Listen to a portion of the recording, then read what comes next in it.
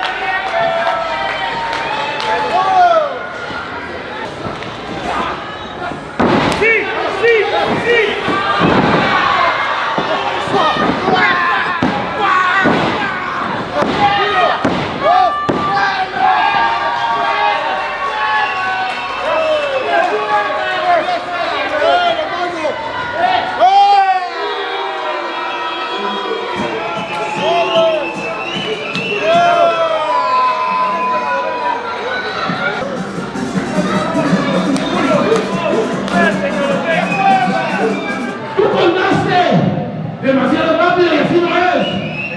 ¡Fuera! ¡Fuera! ¡Fuera! ¡Fuera! Yo no estoy conforme, Panterita. ¡Fuego! Pero sobre todo tú, que fuiste que me ganó por conteo de 3 de este individuo. Que no vale la pena. ¡Felino!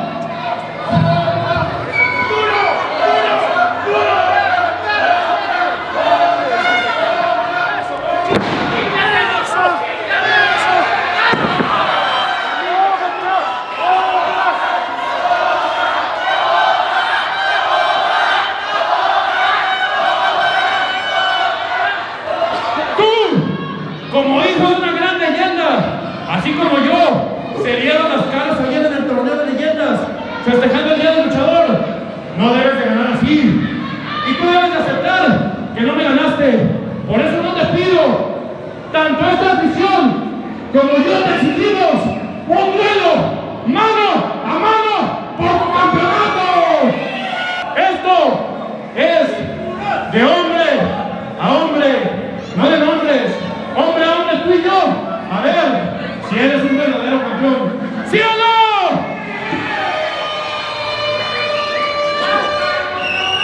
¡Campeonato!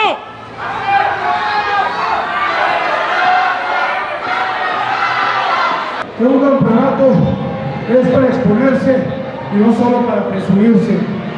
Pero una cosa nada más, entiéndelo. Hoy te gané bien. 3 palmadas. 1, 2, 3. Si tienes la oportunidad, perfecto, con gusto te la voy a dar, porque para eso son los campeonatos. Pero esta gente debe reconocer que hoy el príncipe lagunero ganó bien. Así que Felino, aceptado el reto. Campeonato